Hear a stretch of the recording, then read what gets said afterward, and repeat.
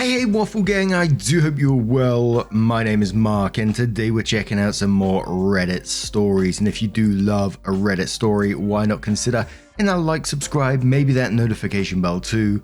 And let's crack on with today's first story, which comes from Replaced by Cthulhu and says, my 29 male fiance 29 female likes cuddling with her stuffed animals more than me. And before we do get into the story, I did see that it can either be pronounced Cthulhu or Cthulhu. I'm going to go with Cthulhu, so I apologize if you pronounce it the other way. Anyway, throwaway for obvious reasons. This is going to seem strange, but please read because I really do need some advice on this. I've been with my fiance for 3.5 years and we'll be getting married in the next few months. We honestly have never had any issues worth mentioning until last September, when we took a trip to a sci-fi/fantasy convention and ended up coming back with a gigantic, think large beach ball size Cthulhu plushie.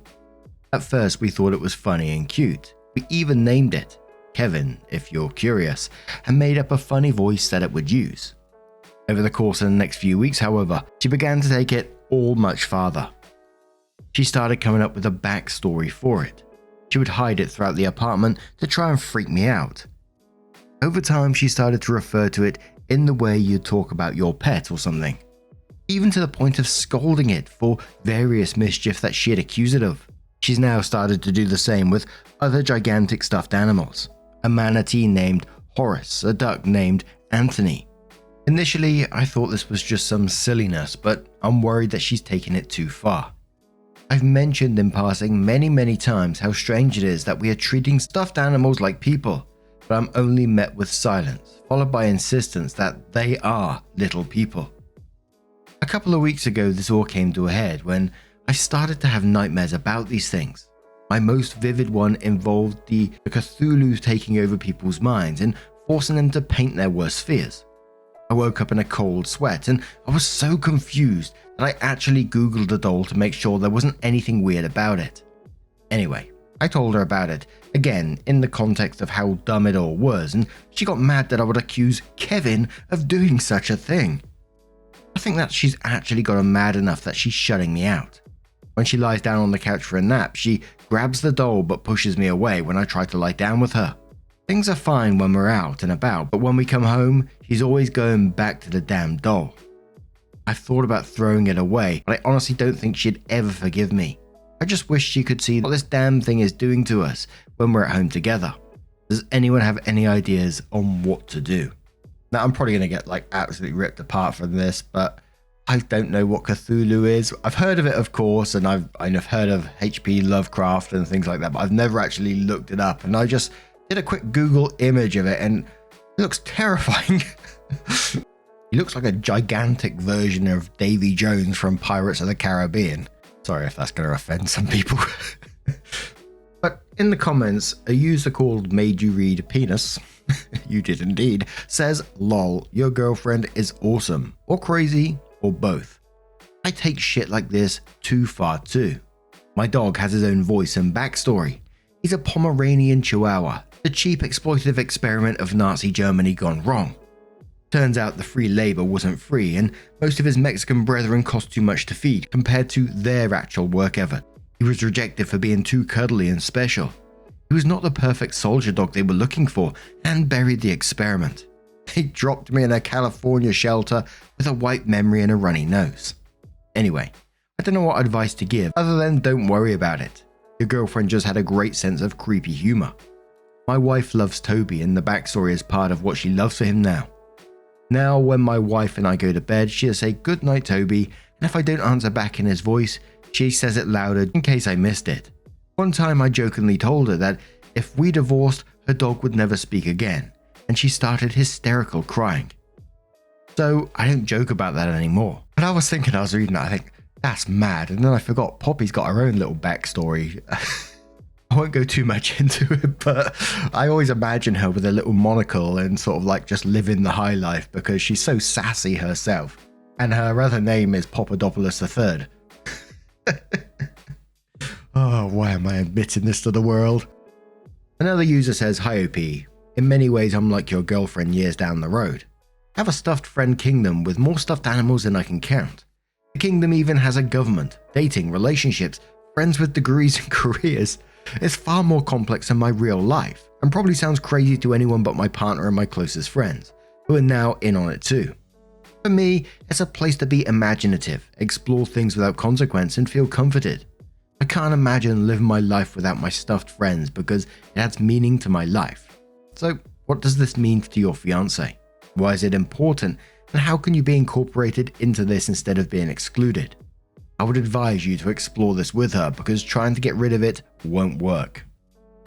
Cat Bracker says, wedding stress, like others commented. You need to have a serious talk with her, set up some boundaries, like no stuffed animals in bed or something. Otherwise, r/no sleep is this way. Here Kitty says, has she had any trauma or bad news lately? Anything that would cause people to not react so well? Sometimes when people have bad things happen to them, they can revert back to being childlike as a way to cope with what happened to them. She could also be showing signs of late onset mental illness, or best case scenario, she just doesn't realize that she's taken this thing way too far and needs a proverbial swift kick in the ass.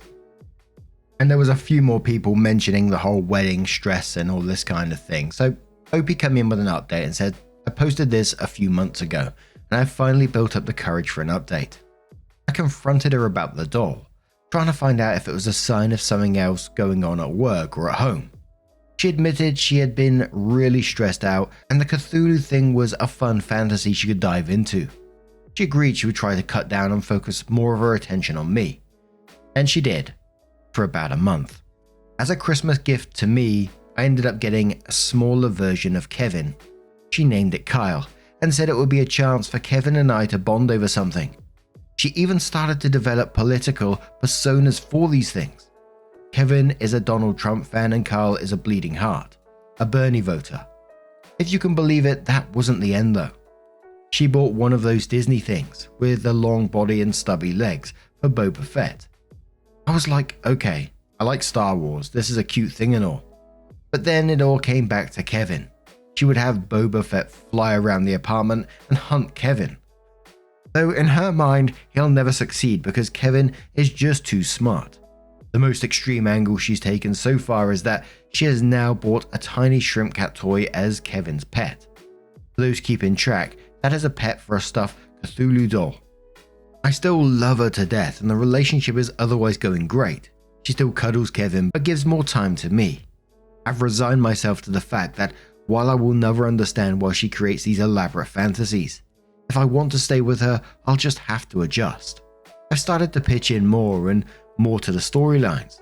I even grab Kevin and have him hop up and down when the news is playing something or another about Donald Trump. I'm not sure how things got to this point in my life, but she's worth it. A commenter just replied to that saying, what the fuck did I just read? Someone replied saying, Opie's SO is projecting some deeply repressed shit onto a stuffed animal, but the sex is good enough that OP is putting up with the girl's declining mental health. I think that's what we just read anyways. Mr. Shiny the Diamond replies to those and says, everyone fantasizes. It's a normal and natural thing to do. However, when fantasizing becomes disruptive of your everyday life, it becomes a full-blown problem, as in you should talk to a doctor problem. This may be towing the you should talk to a doctor line. If you're interested, go online and do some research if you can. Alternatively, make an appointment with a therapist and go yourself. Tell them what your fiancé is doing and ask for their opinion on it. They may have some insight. I know you're okay with her oddity and you're just adjusting to it, but can you honestly see yourself playing along for the rest of your life? It's just something to think about. Regardless, I wish you all the best. OP responds saying at the end of the day she still admits that this is not reality. Even though it's strange, it's not psychosis per se. Also, if it's not affecting her own quality of life or really mine anymore, then what would therapy solve? It's weird, but I'm willing to live with this kind of weird for her. And a final comment on that one which says, could be carbon monoxide poisoning or a slow descent into eldritch terror. Either way, therapy wouldn't hurt. And there was a bit of a mix of comments after this one. Some people saying that, you know, they've got their own stuffed animals with their own names, backstories and things like that. Other people saying, you know, therapy is definitely needed here and there's something repressed going on. Other people saying, you know, it's their life and They can do what they want with it. As long as it's healthy in some way and that there is nothing going on, then what's the harm? But what do you guys make of this situation? How would you deal with it if it was you? Do you have your own stuffed animals with their own names and personalities, etc., etc.? Let us know your thoughts down in the comments below, and let's move on to another story. And our next story comes from a throwaway account from the relationship advice subreddit and says, I've 28 female, lost weight, and now I want to divorce my husband, 29 male. Sorry for the long post. We've been married for 5 years and together for 7 years. We also have a 3-year-old kid. After having the baby, I struggled a lot with losing the baby weight and adjusted to being a parent. I also had the baby blues at first, which was tough. I wasn't really focused on my appearance and instead was trying to figure out our new routine and way of life. But then my husband started making these little comments about my body and how I should start working out and wearing makeup again. It made me feel really awful, and I worried that he might start looking elsewhere because we weren't being intimate anymore. He even suggested hiring a nanny so I could have more time to myself. But I wanted to be there for our baby full time, so I turned down the offer. That made him angry, and he started acting cold towards me.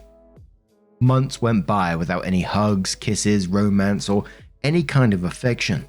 My self-esteem hit rock bottom. Every time I looked in the mirror, all I saw were the flaws that my husband pointed out. By this point, our son was already 2 years old, and I desperately wanted to win my husband back. I thought that if I got in shape, he would show me love and affection, and our marriage would be saved. I craved his attention so much, and it hurt to see how things had changed.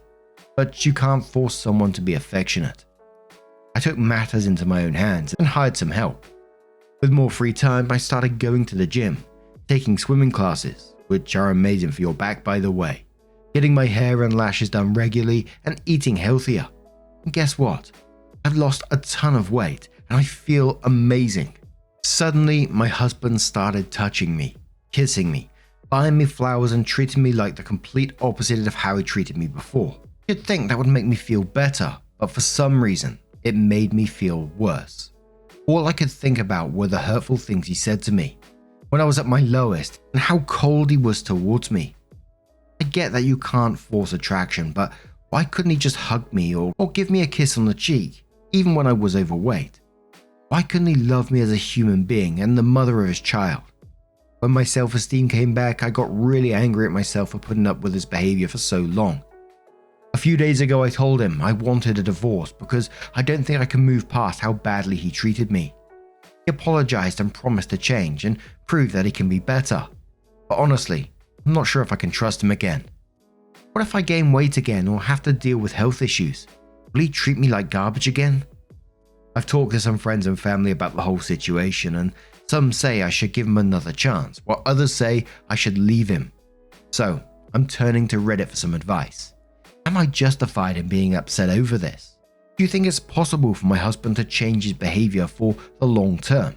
Or is a divorce the right move here? So, in the comments, OP was providing some more information. First, they talked about how they felt. They said it was really awful. There were days when he didn't want to look at me or watch a movie together. It was like we were just roommates. And whenever I tried to give him a hug or a kiss, he would roll his eyes. I cried myself to sleep so many nights. Someone says, so he offered to get you help and you said no. OP says between him offering help and me hiring help, there was a big gap of several months. We were still getting used to our new routine and our baby had a super sensitive stomach, so it was really tough at that time. Plus, I wanted to be there for my child as a mum and felt like it was way too early to bring in outside help. Going to the gym was honestly the last thing on my mind. Then later on, when things calmed down and we got into a better routine, I could finally take some time off and focus on myself too. So, even though you're right, he offered the same help that I eventually received, the circumstances were different.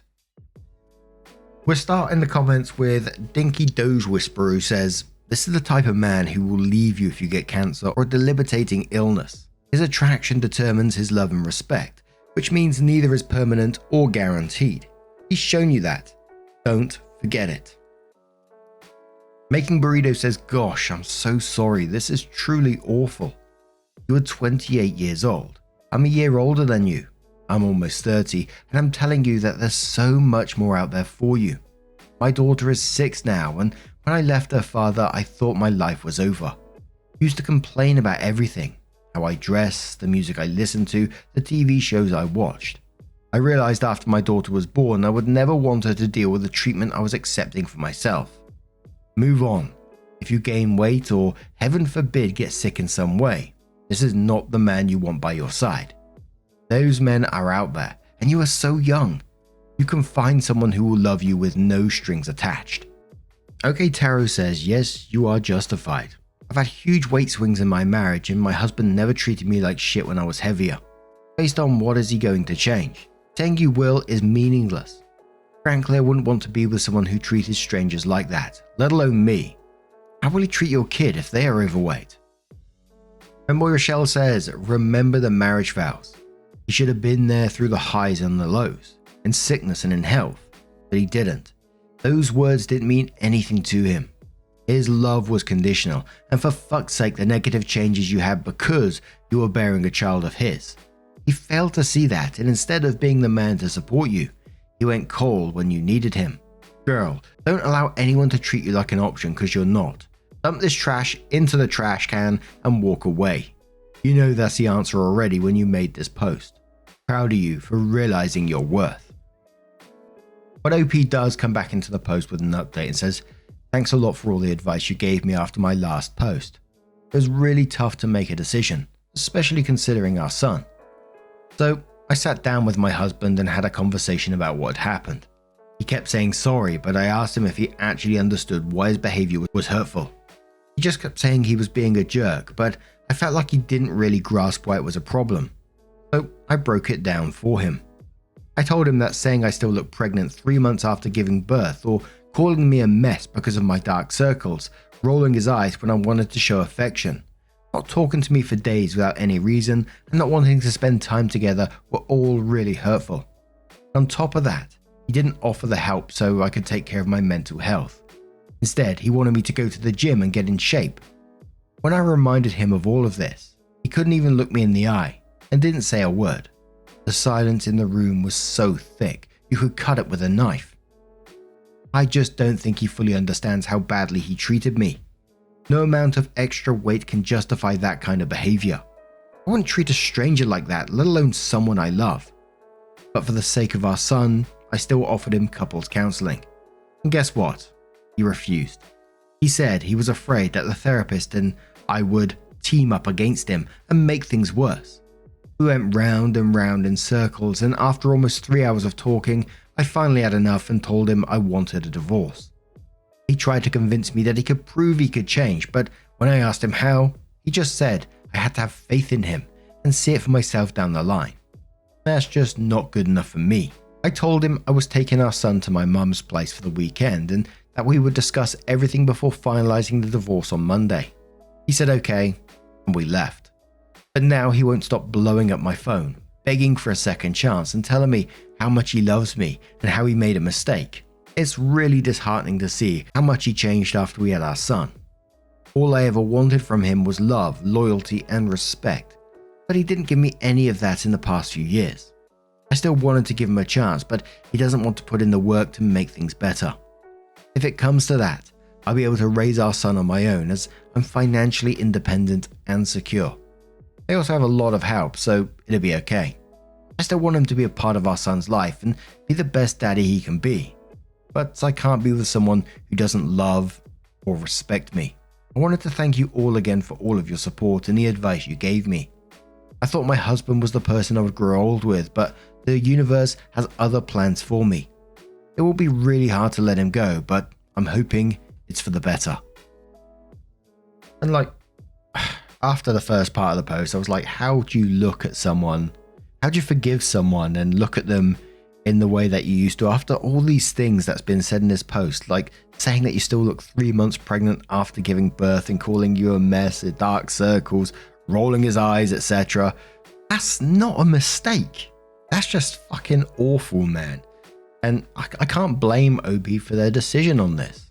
But Now, I'm going to turn this one to you guys. What do you guys make of this situation? Put yourself in OP's position. What would you do if you found yourself there? Let us know your thoughts down in the comments below. Now, just a huge thank you from the bottom of my heart for getting involved in today's stories.